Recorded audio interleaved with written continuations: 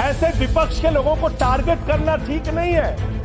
ये अच्छी राजनीति नहीं है आपकी। इतना अगर आप टारगेट करके एक एक पार्टी को खत्म करने की कोशिश करेंगे तो जो दूसरों को खत्म करने की कोशिश करता है वो अपने आप ईश्वर उनको सही रास्ते पे पहुंचाने का काम करता है। और रावण का अहंकार नहीं चला मान्यवर तो किसी और का अहंकार क्या चलेगा। प्रतिपक्ष को खत्म करके, विपक्ष को खत्म करके, नेताओं को जेल में डालकर आपको कोई लाभ होने वाला नहीं। जब जो पार्टी सत्ता में रहेगी अगर विपक्ष के लोगों को जेल में डालेगी उस पार्टी का सत्यानाश होगा। अपने नेताओं को बता देना, अपने नेताओं को बता देना। आप इस गलतफहमी में मत रहना।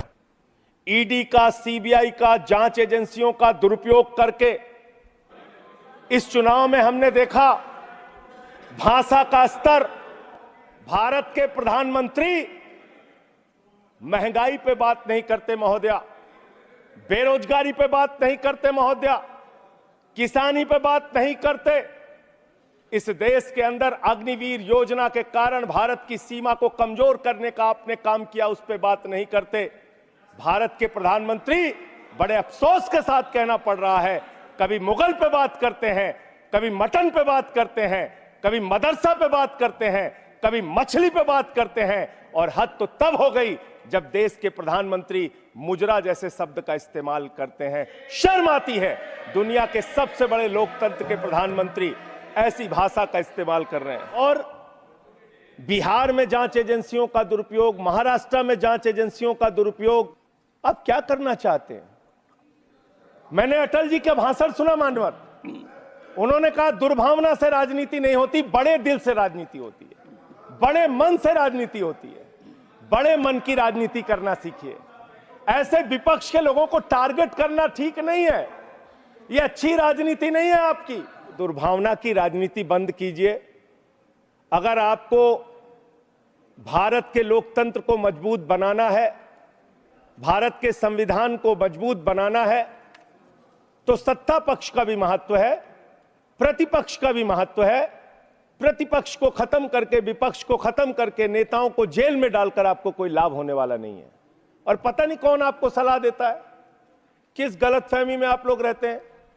मैं आपके लिए भी कह रहा हूं और इधर जो बैठे हैं उनके लिए भी कह रहा हूं, जब जो पार्टी सत्ता में रहेगी अगर विपक्ष के लोगों को जेल में डालेगी उस पार्टी का सत्यानाश होगा। अपने नेताओं को बता देना, अपने नेताओं को बता देना। आप इस गलतफहमी में मत रहना।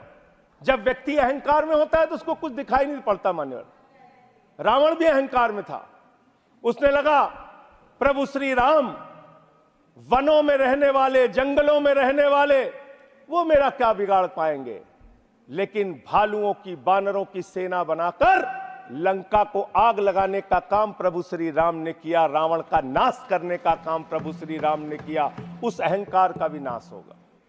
आप गठबंधन की सरकार चला रहे हैं, आप चलाइए, लेकिन इसके साथ साथ विपक्ष की भी अपनी भूमिका है, उस भूमिका को ध्यान में रखिए। विपक्ष को भी अपने साथ लेकर चलिए।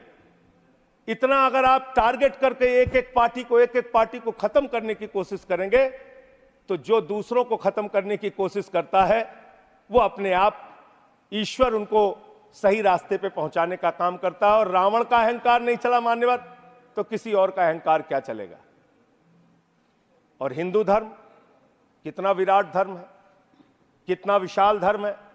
हिंदू धर्म तो वसुदेव कुटुंबकम की बात करता है, कहता है पूरा विश्व हमारा परिवार है। हिंदू धर्म कहता है मान्यवर, कोई भी पूजा हम लोग खत्म करते हैं, कहते हैं धर्म की जय हो, अधर्म का नाश हो, प्राणियों में सद्भावना हो, विश्व का कल्याण हो।